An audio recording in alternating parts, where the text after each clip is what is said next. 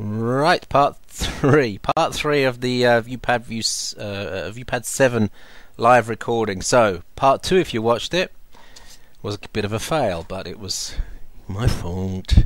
The Ethernet cable fell out the back of the hotspot, so sorry about that. Part 3 is all going to go super smooth, and we're going to go straight into it because we're going to test out a bit of browsing and some video at least. We've got battery test running. Battery's actually already gone below 15%, but we only had it charged at 17% to start with. So let's see. Let's go straight into browsing. Standard Android 2.2 browser here, and we have by default this is has a user agent of as a mobile browser.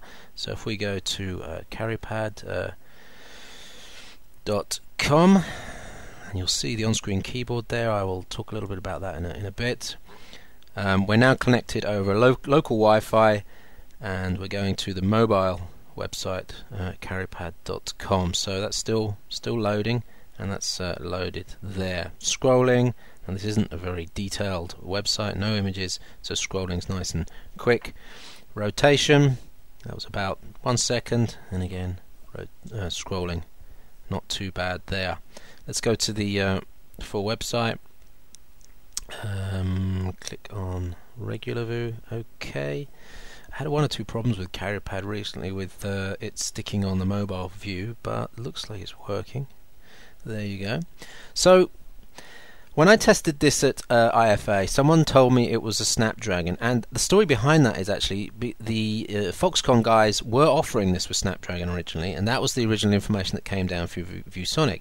Turned out that the device I had at IFA that I thought was pretty good was running on an ARM11 processor, and as you can see there, the browsing wasn't too bad. No, it was good. It was really quite good. So we haven't got Flash loaded here, but we've got got a full website, and we've got the. Let's go to another page. This is the Galaxy Tab review, and of course we are going on over a Wi-Fi hotspot, but that really isn't too bad. I haven't seen an ARM11 device that fast, to be honest, and that's why it tricked me. I'm kind of glad that it's fast, because I think anyone would be tricked, to be honest. Yeah, and of course now the only bad thing, let's play that it's fast. The only bad thing that you might think about it is that you won't be seeing Flash on this device, which again is not necessarily a bad thing, because Flash can be a pain sometimes. So having this on a slower device would be even more pain. Yeah. So that's just something for the browsing. Of course, YouTube player, everything like that works fine, but just the Flash, that's not going to happen on this device ever. I reckon this is the fastest you'll ever see an ARM11 device. I think Freo now is so well optimized. It's the fourth or 5th generation of Android now. So well optimized now that it's just pulling out the best that you'll ever see from an ARM11 device. So, when we talk about next year, and you talk about the next version of Android, there's a question over whether it will actually work on a device like this, whether ARM11 will be supported. I personally think you're getting to the end of the line with ARM11, but as this device stands, as a product for today and for the next 6 months, I don't see it being a problem, especially if it's casual use you're looking at, web browsing, etc. Okay, let's go to... Give me a website. jkkmobile.com. JKK, just to show you that it's not cached or anything. Yeah, and tap any of the posts to see a video. Right. jkkmobile.com. Alright. We're going to jkkmobile.com, and he's up there, and we'll go through to one of the posts. First post or whatever. Go through to the first post, and there's a video. So this is a YouTube video. So we'll click on that, and the YouTube player starts. Just like it should. So no problems with YouTube. Just problems with some Flash videos. So it depends really where you surf, if you have problems or not. Yeah.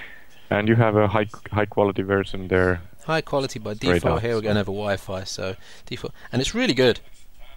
Really nice, really nice. Good Is it video too? playing? It's playing via the original YouTube app, so you haven't got the portrait mode on this one. But it's great. Okay, so you haven't updated that yet. No, So you to saw me. update. You saw me reset the device 30 yeah, minutes that's ago. true. This is out of the box experience. True. Yeah, yeah. Okay, so speakers, good. Stereo in landscape mode, it's actually quite wide because it's of course left and right in the landscape mode. Quite loud, quite good. Actually, you know, as a YouTube player, this is a really nice little device. It's not having any problem with HQ videos at all. So I'm really pleased about that aspect. So web browsing plus YouTube, no problem. If you're looking for Flash applications, or if you're looking for web-based applications, then there's a couple of issues. One, Android 2.2 browser itself is not really the full internet experience. You can start to hit limits when you go to things like Google Docs or WordPress backend or Meebo, which is that unified online messenger thing. Yeah, so you'll hit limits there. But for basic stuff, and I think this is where this device is targeted, works really well, really nice. Yeah. I haven't obviously got any other browsers installed, and this is default browser, and there's no way to change the agent ID string. Yeah. So same problem as the Galaxy Tab. You're only able to use the mobile website and hope that the mobile website allows you to go through to the full website. Yeah. And my opinion for that is install Dolphin HD, and you can choose your user agent and plenty of other cool stuff. So yeah. Right, so that's the browser. Without any delay, let's go into videos now. Mentioned in part 2 and part 1, this is MSM 7227 chipset, Qualcomm, ARM11 CPU. It's a AMD. What's the name of the 3D module in this one? Adreno. No, it's 400. Yeah. And that's quite good, but the video part of this is really not up to scratch. So I have a 3GP video, one of those really basic ones from early. This is from a Nokia device from about 2 years ago. Unboxing of a Microsoft product in Taiwan this year, but that seems to work okay. This was the Microsoft mugs. Do you remember this in Taiwan? Yeah. That was fun. That was fun. Let's go to a 600 kilobits per second H.264 file, PodTech Network. I believe this is multi-track audio. Let's wait for it. No, it isn't. Yep, that's working. 600 kilobits H.264. Okay, so not bad. Let's go to H.264 720p. This is downloaded from YouTube, and you get the error message here. This device is not able to play 720p, unfortunately. So this is a big limit for you people thinking about using this as a PMP. It is nothing like the Galaxy Tab. It's nothing like the Arcos 70. Nothing like the Arcos 5. Yeah, I don't think there's any way to get things working for 720p on this. Specialists out there might be able to advise me otherwise, but I think that's the limit for this device. It's low bitrate videos only. I've got another 1280 by 532 H.264 video trailer here that can't be played. I've got a 1080p video trailer that can't be played. Yeah, and Windows Media Video can't be played at all. So there's no big codec packs in here, and there's no hardware capability. So I think in summary we can just say it's basic videos, online videos, and YouTube probably is going to work. Things like things that are made for the iPod, and the iPhone will probably work. But if you're looking at 720p, it's not going to work, I don't think. So little bit of a disappointment on that side. I was kind of hoping for a little bit more of a video experience there. And if anyone out there knows anything else about the MSM 7227 from Qualcomm and how it might be able to support 720p, let us know. Right, so that was the screen. If you haven't watched part 2, let me quickly just show you something about the screen. Nice brightness. It's an 800 by 480, so it's not as crisp as some of the 1024 by 600 screens out there. It's about 160 dpi, which actually, in some respects, is nicer because text on websites is more readable at default kind of zoom sizes. But if you zoom out, you can't view the text on a full web page because it's too pixelated.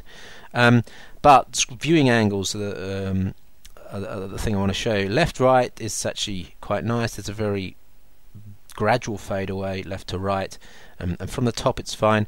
From the bottom it fades away extremely quickly, which means there's a bit of a strange effect you get in portrait mode when you're using this to read text. If you hold it too close to your eyes, one eye is seeing from one side of the screen, the other eye is seeing from the other side of the screen. You get this kind of weird effect that you'll kind of, if you've ever used 3D specs that are red and green and looked around, it's a very similar effect to that, although not as strong as that. I don't want to over exaggerate this, but it's something if you're an ebook fan, you might want to be a little bit careful about. So it's not equivalent to something like the IPS screens in the iPad or the Galaxy Tab screen.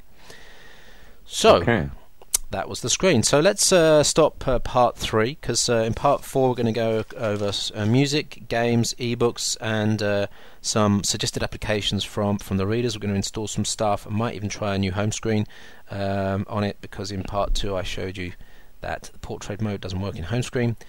So come back to us on part 4 of the video. JKK is hanging around, and people in the chat room are throwing in questions, and we're trying to also get someone from Viewsonic to come in and answer a few questions that might happen in part 4. So thanks for watching, and don't forget to whatever you do, like the video and follow us on Twitter, Chippy, JKK Mobile, and Meet Mobility. So thanks for watching part 3. Like it.